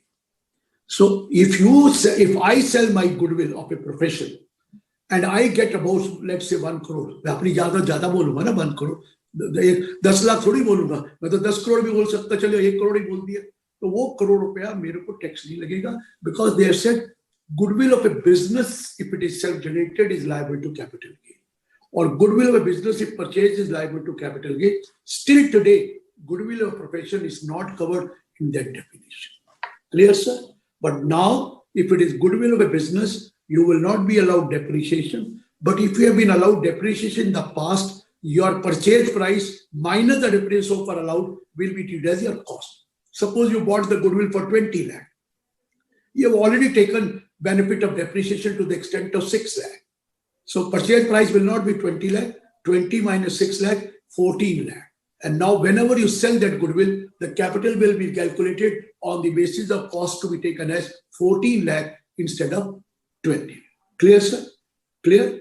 But no capital gain on transfer of goodwill of a profession. Clear? But if you buy a goodwill of a profession, then obviously there will be capital gain. Self-generated, there is no capital gain. But if you buy goodwill of a profession, you have paid price for it, it will be a cost. When you sell it, the difference between the two will be capital. Clear? I proceed further. Next day. There is a new kind of unit-linked insurance policies. Unit-linked insurance policy. What has happened in that case is, sir, you are only in front of me, the others have gone. Either they are taking their lunch or they are having something, but nobody is around me. Ma'am comes, goes, she comes, goes, but please stay. It will be better if you stay on, or 1 or 2 may all come, then I will be able to understand what I am trying to explain. Now, unit-linked policy has 2 components. One component is investment. The another component is the insurance. वहां पर insurance भी है और investment भी माना जाता है, investment unit का माना जाता है. क्या है, एक सेक्शन 1010D है जिसमें लिखा है when you get back the money from insurance company the total money is exempt. Total money is exempt. 1010D में लिखा है. अब यूलिप में क्या किया है मैम? यूलिप में ये लिखा है that if you have contributed the premium more than 2,50,000 in any previous year, more like 2,50,000. In that case, it will not be exempt when you get back the payment. If you have paid up to 2,50,000 per year and you get back the payment when this policy matures, it is fully exempt. But if any previous year you have paid more than 2,50,000 as premium, in that case, it will be treated as capital asset. Whatever payment you have made, it will be treated as capital asset. And when you get back the payment, it will be liable for capital gain. It will be liable for capital. Earlier, the entire amount was exempt. Now it will be liable for capital. And when it is liable for capital gain, suppose you receive 1 crore rupees, you have paid over the years 40 lakh rupees, the capital gain will be 60 lakh. Clear? 60. This is unit linked insurance, 60 lakh. Mind it. If it is more than 3 years, people say the indexation is allowed. In this case, indexation will not be allowed. But it will be taxable under section 112A at the rate of 10%. 10%. So are you getting my point? If there are ULIP where the payment made in any previous year exceeds 2,50,000, kindly note the amount which you receive back will not be exempt. The consideration price received, the amount received minus the total amount paid without indexation will be treated as capital gain and liable to be taxed at the rate of 10%. Clear? This is another point which I wanted to tell you, Hewlett. Now you are there, Vimal is gone away. Now you are only one sitting in front of me. Okay, next one. Next one is about charitable trust. You know what really happened is, if you are a school, college, university, educational institution, and your gross receipt does not exceed 1 crore in a year, then the entire income of the college, university, which is approved for imparting education, is exempt. It is exempt. And if you are running any hospital, medical institution, not for making profit, but for philanthropic purposes, in this case also, the entire income is exempt if your gross receipt do not exceed 1 crore. Right? Now, the limit of 1 crore has been raised to 5 crore. In each case, 5 crore. Means if you are running a school or a college or educational institution, and it is for imparting education and not for making profit, and if it is a charitable institution and your gross receipt do not exceed 5 crore, the entire income is going to be exempt, whether you apply or you don't apply that income. Or you apply 85%, 90% or 5% doesn't make any difference. You don't need to have any approval. Correct? But now for 1 crore raised to 5 crore. But please, if you are having both educational institution as well as medical institution, then aggregate of both will be 5 crore. Earlier 1 crore each, 1 crore there, 1 crore here. Now it is 5 crore for aggregate, both for medical as well as educational institution. Correct? This is the thing which has come. Next thing which has come is when you get voluntary donation, voluntary contribution with a specific direction that it will form part of the corpus of the trust, it was exempt under 12A, but not exempt under 1023C. That means if you are claiming university education. Now, corpus donation will be exempt in both the cases. But they have added one thing. This corpus donation should be deposited or invested in a mode given under 11.5. Means banks, you keep it in banks or bonds or debentures and not in cash or not for any other purpose except immobile property. That is good. So now you have to keep it in mode given under 11.5. And second point, if you have already given exemption of corpus donation, then if you apply that money, it will not be treated as application because you are already taken exemption. How can you get one exemption, then application is also an exemption? वो नहीं, एक ही मिलेगा. ठीक है जी? एक और तरीका बताया. आपने कॉलेज बनाना है, आपके पास ओनली बडोला जी, आपके पास 2 करोड़ रुपए हैं. आप एक कॉलेज की बिल्डिंग के लिए 5 करोड़ खर्च करते हो. 2 crore you have invested, 3 crore you have taken loan. Total is 5 crore. Now the question comes is how much you have applied during the year. People used to say, I have applied 5 crore. Gee, no. You have applied only 2 crore. 3 crore which you have received as a loan is not an application. It is not an income. Loan is not an income. Accountancy you may show 5 crore and a liability side 3 crore loan. But in income tax they said no. The loan is not an income, then why it will be treated as application? वो application नहीं मांगते थे, वो खर्चा 2 करोड़ मानेंगे और 3 करोड़ का loan आया। लेकिन जब आप लोन रीपे करेंगे और या इंटरेस्ट भी उस पर देंगे तो उसको एप्लीकेशन मानेंगे, उसको एप्लीकेशन माना जाएगा। Repayment of loan is treated as application because आप ऑलरेडी लगा चुके हो किसमें, बिल्डिंग, लेकिन उस वक्त नहीं एप्लीकेशन माना, जब लोन को वापस किया उस वक्त एप्लीकेशन। ये भी क्लियर हो गया। ये मैंने चैरिटेबल ट्रस्ट के बारे में। अब बहुत बड़ी बात सुना, मेरे से बहुत लोग नाराज हो गए थे लास्ट ईयर जब मैं लॉ बना रहा था। मैंने एक लूप होल बताया था कि देखिए कई सैलरीड एम्प्लॉय हैं जो बहुत फैट अमाउंट ऑफ सैलरी लेते हैं, 4 करोड़, 5 करोड़, 3 करोड़, 10 करोड़, और हमारे मुकेश अंबानी साहब को 14 करोड़ सैलरी लेते हैं। अब ये क्या करते थे, हमारा यहाँ है employer contribution to recognised provident fund is exempt up to 12% of salary. 12% of salary तक का जो एम्प्लॉयर कंट्रीब्यूशन होता था ना दादाजी, वो माफ होता था।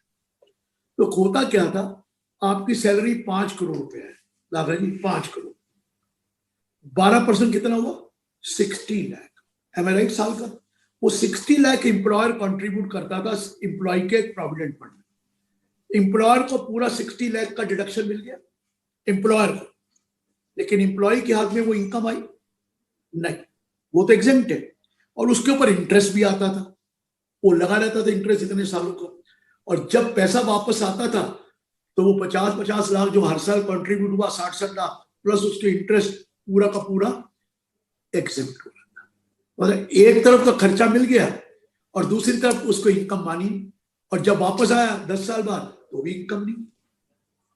तो कई बड़े बड़े जो एम्प्लॉयज थे, मैं एक जगह बोर्ड में था और मैं ऑडिट कमेटी चेयरमैन ही था, उसका सीएफए को सीईओ को 5 करोड़ रुपया मिलता था, और 5 करोड़ का 12% 60 लाख हर साल वो कंट्रीब्यूट करता था, उसको पैसे की जरूरत ही नहीं थी। अरे वो तो सैलरी है ही इतनी, 50 करोड़ एम्प्लॉयर ने दिया, प्रोविडेंट फंड में चला गया, उसका इंटरेस्ट मिला हर साल, और पूरा जब रिटायर होगा करोड़ों रुपए मिल जाएंगे, टैक्स देना नहीं पड़ेगा। मेरे मुंह से गलती से निकल गया, क्योंकि हम कोई बेनिफिट लेना चाहते डिपार्टमेंट को, उन्होंने बेनिफिट नहीं दिया, इसको ही रोक लिया। क्या कह दिया, अब मैक्सिमम जो होगा वो 12% subject to maximum of 7,50,000। 60 lakh का कितना हो गया, 7,50,000। और जो 50 लाख है, 52,50,000, वो आपका परक्विजिट मानकर आपको टैक्स देना पड़ेगा। समझ में आ रहा है? 60 लाख एम्प्लॉयर को डिडक्शन मिल गया, आपको माफ कितना किया गया, 7.5 लाख। आपको टैक्स कितने में लग गया, 52.50 लाख पर परक्विजिट मानकर टैक्स दे दिया। लोग चिल्लाने लग गए, ये क्या कर दिया। मैंने जो किया, अब जो हो गया गलती तो मुझे बताना नहीं चाहिए था, लेकिन अब तो और मुसीबत पड़ गई। गए थे ईद मनाने, रोजे गले पड़ गए। दादाजी, अगर आप एम्प्लॉई हैं और आपने प्रोविडेंट फंड के लिए एटीसी मिलता है ना, रिकॉग्नाइज्ड प्रोविडेंट फंड या स्टैट्यूटरी, कितना मिलता है मैक्सिमम, 1.5 लाख रुपए, यही है ना एटीसी में। लेकिन लोग कहते हैं 1.5 लाख का क्या मतलब है, मैं पूरा ही करा देता हूँ, 10 लाख सैलरी का मेरे को जरूरत नहीं है, तो वो डिडक्शन नहीं लेते थे। लेकिन जो 8.5 लाख रुपए एक्स्ट्रा किया, उस पर इंटरेस्ट पूरा माप लेते थे, क्योंकि जब पैसा आएगा टैक्स फ्री इंटरेस्ट है, और इतना मोटा अमाउंट इंटरेस्ट मिल रहा है टैक्स फ्री। आजकल तो बैंक 6% 7% दे रहे हैं, वो भी टैक्सेबल, और ये 8% विद एग्जेम्प्ट। तो ये लोग करने लग रहे थे कि पूरा ही जराबाई करा दो, पैसे की क्या जरूरत है, आप प्रोविडेंट फंड में जमा करो। उसको भी पकड़ लिया। Any contribution the employer to the provident fund if it exceeds 2,50,000 in a year, 2,50,000, तो जो 2,50,000 के ऊपर का अमाउंट है, उसमें जितना इंटरेस्ट आएगा वो टैक्सेबल है। मर गया ना दोनों तरफ से, उधर से भी मरा, इधर से भी मरा। एम्प्लॉयर करे तो भी मर गया, एम्प्लॉय खुद करता था तो भी इसको बेनिफिट था, वो भी 2.5 लाख से ऊपर करोगे तो आपको 2.5 लाख से ऊपर का जो इंटरेस्ट मिलेगा उसको टैक्स कर देंगे। ये सेक्शन 10, 11 और 10, 12 में चेंज आई, जो मैंने आपको बता दी। मैं एक और था, आप कंपनी सेक्रेटरी हैं, सबको पता है कि जब एम्प्लॉय कंट्रीब्यूशन होता है to the provident fund, ESI और अदर अप्रूव्ड वेलफेयर फंड, तो उसकी एक डेट होती थी कि due date under respective act में जमा कराया। जो प्रोविडेंट फंड की 15 दिन है, ईएसआई की 21 दिन है, जमा कराना है। लेकिन जजमेंट एक आई थी कि अगर आप ड्यू डेट ऑफ रिटर्न 139(1) की में भी जमा करा देंगे 43B के हिसाब से, तो हम ये डिडक्शन दे देंगे।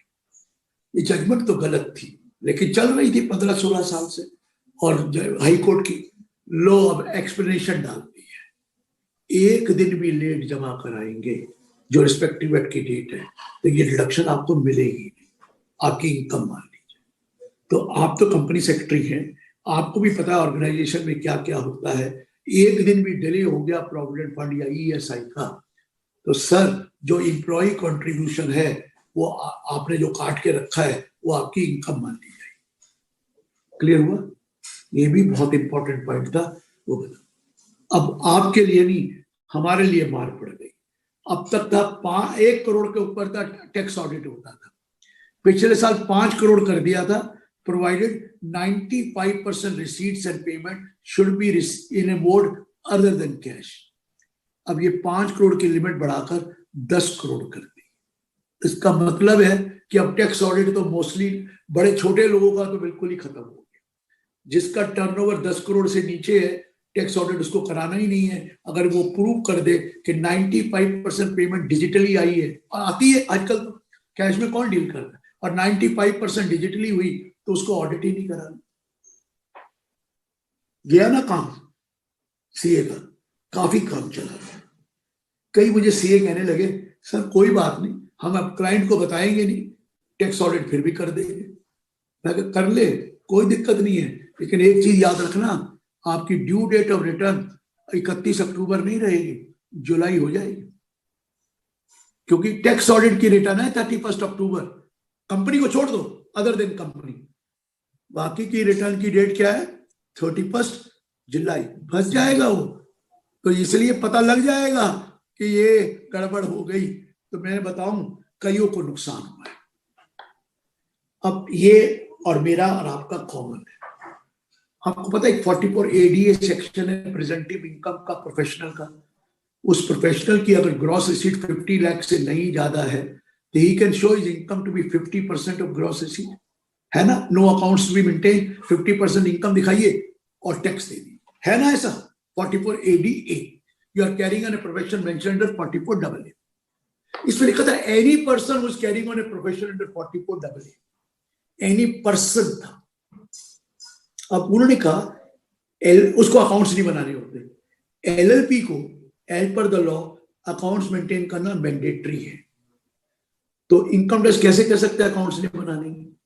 तो इनको कहा ये तो गलती हो गई, ये तो LLP को नहीं देना चाहिए, वहां एनी पर्सन लिखा था। तो then they change the law. अब लॉ सुनना क्या लिखा है, that if you are a person who is, आगे सुनना जरा, हु इज एन इंडिविजुअल, आगे दर्ज सुनना, HUF और firm other than LLP you will be eligible for 44 ADA। मतलब LLP को 44 ADA का बेनिफिट खत्म कर दिया गया है। अगर आपकी फर्म जो यहाँ प्रैक्टिस कर रहे हैं और उनका ग्रॉस रिसीट 50 लाख से कम है तो वो 44 ADA में नहीं जा सकते अगर वो LLP है। LLP limited liability partnership, partnership है, नो प्रॉब्लम। समझ में आ रहा है सर? लेकिन रुकिए, कितने बेवकूफ है। क्या लिखता है? Individual HUF। क्या HUF प्रोफेशन कर सकता है? तो इंस्टीट्यूट ऑफ कंपनी सेक्रेटरी को कहो ना कि मैं करता हूं अपने घर का और मैं कंपनी सेक्रेटरी हूं, तो मैं HUF के नाम पर कंपनी सेक्रेटरी का प्रैक्टिस कर सकता है? कर ही नहीं सकता। ना कंपनी प्रैक्टिस कर सकती है और ना ही HUF कर सकता है। इन्होंने क्या नकल लगाई, ऊपर 44 AD में भी लिखा था इंडिविजुअल HUF फर्म, उन्हें उठाकर नीचे डाल दिया। अकल तो लगाई। तो ये गलती है, सिर्फ इंडिविजुअल और फर्म ही आएंगे और कोई नहीं आएगा। ठीक है सर? इंडिविजुअल फर्म, ये भी एक आया जो मैंने आपको बताया। नेक्स्ट चीज क्या होता था, जब पार्टनरशिप फर्म होती थी ना, तो आप कई बार रिटायर हो जाते थे या फर्म डिसॉल्व होती थी तो एसेट पार्टनर्स को दे देते थे। तो लॉ था कि उसकी मार्केट वैल्यू निकालकर कैपिटल गेन फर्म को लगेगा, 45(4) था। लेकिन सपोज करो आपकी फर्म में एक लैंड बिल्डिंग है जो आपने 2 करोड़ की खरीदी थी, आज उसकी मार्केट वैल्यू 10 करोड़ है, तो आप क्या करते थे, 10 करोड़ वाली चीज 2 करोड़ में देना कर देते थे ताकि उसको टैक्स ना लगे। लॉ ने कह दिया नहीं, मार्केट वैल्यू पे करना है। तो लॉ ने एक तरीका निकाला सबने कि पहले इसको रीवैल्यू कर लो एसेट्स को, 2-3 साल पहले रीवैल्यू करके इसकी कीमत ही 10 करोड़ कर दिखा दो और कैपिटल अकाउंट को क्रेडिट कर दो ताकि बाद में टैक्स नहीं लगेगा। उन्होंने पकड़ लिया कि कोई रीवैल्यू अलाउड नहीं हो। और एक और भी कह दिया, पहले डिसोल्यूशन और अदरवाइज लिखा था, अब बड़ा क्लियरली कर दिया आइदर डिसोल्यूशन और रिकॉन्स्टिट्यूशन, मतलब कोई रिटायर भी होगा तो भी होगा, या आपने शेयर होल्डिंग भी चेंज करी तो भी होगा, दोनों केस में आपको करना पड़ेगा। अगला पॉइंट, एक था अफोर्डेबल हाउसिंग के लिए अगर आप घर खरीदते हैं, लोन सैंक्शन कराते हैं 31 मार्च 21 तक और 45 लाख से ऊपर का घर नहीं है तो you were allowed interest deduction up to ₹1,50,000। ये खत्म होने जा रहा था 21 को, इसको 1 साल के लिए एक्सटेंड कर दिया गया 80EEA that you can go up to 32 loan sanction and then will be no problem, ये कर दिया गया। अगला पॉइंट, आपको पता है अफोर्डेबल हाउसिंग वालों को 100% प्रॉफिट की डिडक्शन मिलती है when you are in the business of developing and building affordable housing project which is affordable housing project। ये भी खत्म होने जा रही थी 31 मार्च 21 को। This has been extended by 1 more year। 80 IBA। लेकिन रुकिए, मोदी जी ने कॉन्सेप्ट निकाला था, ये लेबर आती है बाहर से, वहां माइग्रेंट लेबर है, खरीद नहीं सकती, किराए पे लेना चाहती है, तो किराए के घर देना कोई जाता नहीं है। तो मोदी जी ने एक नया कॉन्सेप्ट निकाला कि अगर बिल्डर किराए के लिए रेंटल हाउसिंग प्रोजेक्ट बनाएंगे और वो किराए पे देंगे तो इंटायर इनकम और रेंटिंग हाउसिंग प्रोजेक्ट को 100% हम डिडक्शन देंगे। They wanted their houses to be constructed for leasing to the migrant labor, affordable house। Clear हुआ? ये भी कर दिया। अगला पॉइंट देखिए, अभी तक आपकी रिटर्न अगर ड्यू डेट तक नहीं जाती थी तो you could revise the return till 31 मार्च। याद है, 31 मार्च तक रिवाइज कर सकते थे या बिलेटेड रिटर्न फाइल कर सकते थे 31 मार्च। मतलब जिस साल की रिटर्न है, जुलाई की डेट है तो आप जुलाई को नहीं फाइल करा तो 31 मार्च को कर सकते थे, अक्टूबर की डेट है 31 मार्च तक कर सकते थे ऑफ द असेसमेंट ईयर। अगले साल से ये 31 दिसंबर के बाद कर ही नहीं सकेंगे। So the last date of filing the return will be even belated और रिवाइज्ड विल बी 31 दिसंबर। उसके बाद रिटर्न डल ही नहीं सकती, 3 महीने का पीरियड कम कर दिया है। क्लियर है? पहले मार्च तक था, अब दिसंबर तक रिटर्न फाइल करनी है। क्लियर हो गया? ऐसे ही आपको याद है जब स्क्रूटनी का नोटिस आता है तो आता था 6 months from the end of the previous year in which return is made. मतलब कब तक आता था? 30 सितंबर तक। याद है स्क्रूटनी का? अब आएगा 30 जून तक, 3 महीने कम कर दिए, 30 जून तक आएगा। 6 months, 3 months from the end of the previous year in which the return is made। उनको फर्क नहीं पड़ा है, उनको अभी भी 6 महीने मिल रहे हैं। आप कहेंगे कैसे 6 महीने मिल रहे हैं? सर रिटर्न दिसंबर हो गई और उधर जून हो गया तो डिफरेंस कितना है? 6 महीने है। पहले रिटर्न मार्च तक थी, उधर सितंबर था, 6 महीने। अब दिसंबर के बाद जानी नहीं है तो उनके पास तो 6 महीने हो गए ना। तो 30 जून तक आपको नोटिस आ जाएगा स्क्रूटनी का, अदरवाइज वो स्क्रूटनी नहीं कर सकते। क्लियर है? अब इन्होंने जो सर्च के केसेस थे वो पहले 153 में होते थे 6 साल तक के, और या इनकम एस्केपिंग असेसमेंट था वो 6 साल तक अलाउड था। अब इन्होंने 3 ईयर कर दिया, maximum 3 years from the end of the assessment year in which income is escaped. फायदा करा, 3 साल के पुराना केस नहीं खोल सकते। लेकिन रुकिए, अगर किसी पिछले सालों में किसी भी साल 50 लाख से ज्यादा इनकम एस्केप हुई है तो वो 10 साल तक जा सकते हैं पुराना। They can go up to 10 year, they can go up to 10 years. Clear हुआ?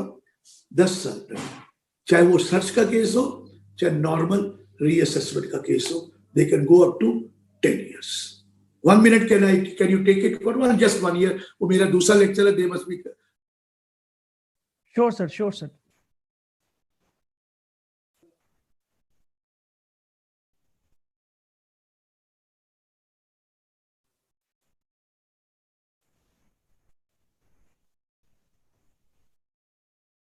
ये भी हो गया। नेक्स्ट पॉइंट देखिए, एक नया सेक्शन डाला है 190। एक तो बड़ा फायदा बंद किया है कि 75 साल से ऊपर कोई आदमी होगा सीनियर सिटीजन, तो उसको रिटर्न नहीं भरनी पड़ेगी। लेकिन सुन तो लो, बेवकूफ बना रहे हैं। उसकी दो ही इनकम होनी चाहिए, एक पेंशन और एक इंटरेस्ट, और वो भी एक ही बैंक में होनी चाहिए। बाकी कोई इनकम नहीं, कोई हाउस प्रॉपर्टी इनकम नहीं, कोई और इनकम नहीं, कोई कैपिटल गेन नहीं, कोई डिविडेंड नहीं। कौन सी इनकम?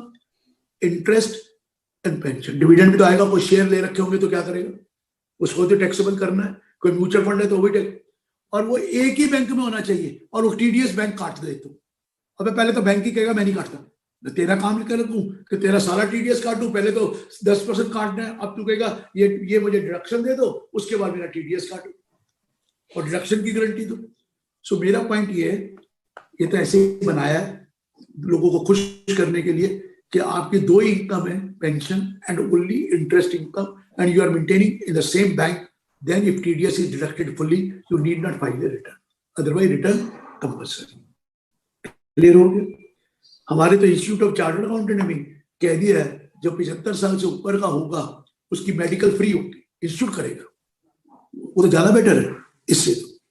फ्री मेडिकल आप भी करिए अपने इंस्टीट्यूट ऑफ कंपनी सेक्रेटरी में, कि कोई कंपनी सेक्रेटरी 75, वैसे तो 70 होना चाहिए, 70 से ऊपर है उसकी हम मेडिकल फ्री देंगे अगर वो चाहता है। कोई बुरी बात तो नहीं, अपने मेंबर्स का है, it is a good idea if you give. अब यहाँ 75 कर रखा है, वो सोचते हैं सीए 75 साल तक जिएंगे। इतना हार्ड वर्क करके 75 साल तक कौन जिएगा? सारी उम्र ही हमारी खराब हो गई काम कर करके, इतना काम दे दिया। चलो अब उनकी मर्जी है। अब नया एक और आया सर, ये सबके लिए कंपनी सेक्रेटरी। देखिए, आप परचेजर है ऑफ गुड्स, ठीक है सर, और आपने किसी से माल खरीदा है मोर देन 50 लाख का in a year, you will have to deduct TDS at the rate of 0.1% of the amount exceeding 50 lakh. 50 से ऊपर जितना भी अमाउंट होगा पेड और क्रेडिटेड, उसके ऊपर 0.1% टीडीएस आपने काटना है। टीडीएस ये पिछले साल आया था, सेलर कलेक्ट करेगा एक 0.1, अब ये आ गया परचेजर डिडक्ट करेगा while making payment to seller.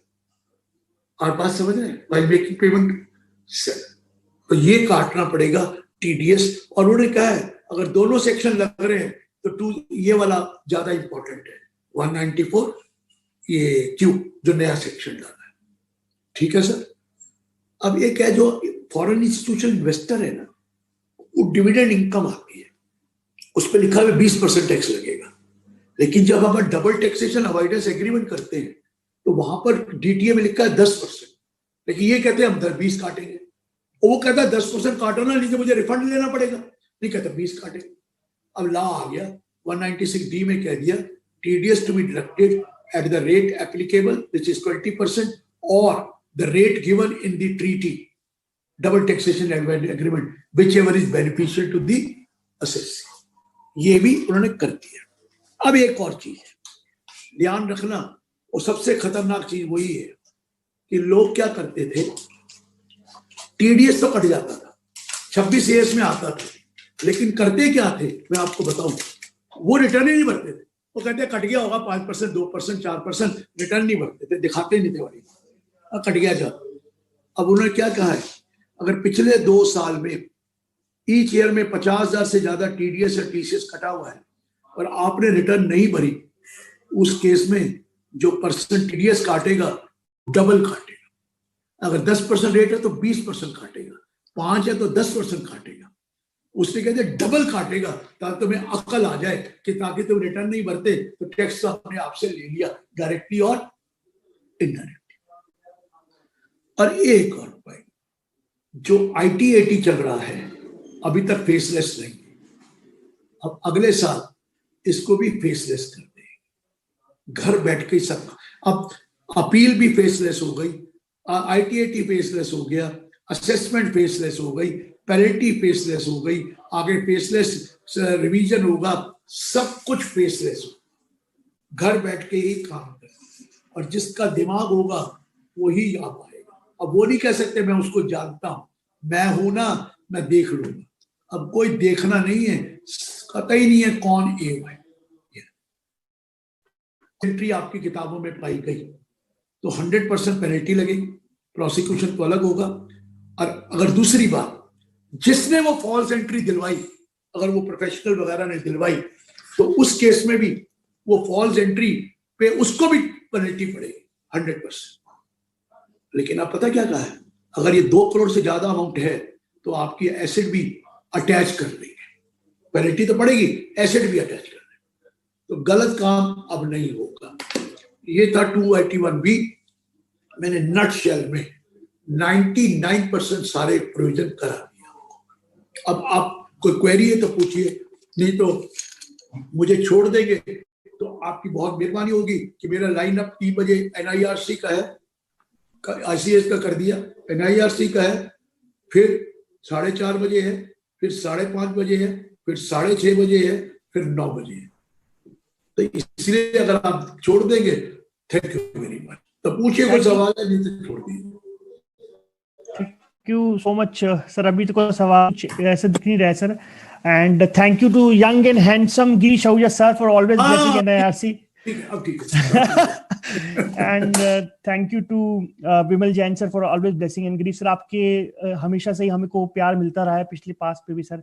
And when we used to have seminars in Scope Complex otherwise, तो 500 की गैदरिंग, यहाँ 5000 से plus company secretaries and member student ने ज्वाइन किया हुआ. It's a huge number sir. This shows आपकी fan following कितनी है सर इंस्टीट्यूट में.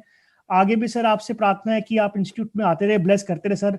हर बजट आपके मुंह से. मुझे तो प्यार है अपने इंस्टीट्यूट कंपनी सेक्रेटरी से, ऐसी बात नहीं है. 6 साल मैं भी गवर्नमेंट नॉमिनी रहा हूँ. बस सर ये प्यार सर आगे भी सर मिलता रहे इंस्टीट्यूट को. So thank you to sir for you sir coming to the NIRC and the ICSI and blessing the members and students. Thank you sir. Stay healthy. Take care. Thank you sir. Thank you. Thank you to all the participants. Thank you to our President ICSI CS Nagendra D. Rao sir for gracing the occasion. Thank you to Center Council member Manish Gupta sir for bringing the Mr. Girish Ahuja to the platform ICSI. I thank to Chairman NIRC Vimal Gupta ji for his contribution. As soon as he has taken as the chairman, he is working day and night for the development of the profession, particularly in the northern region. So congratulations to you, Vimal Gupta ji. Congratulations to and thank you to Vice Chairman NIRC, CS Sushil Daga ji, for coordinating the first half. You've done, you're a great orator and speak very well.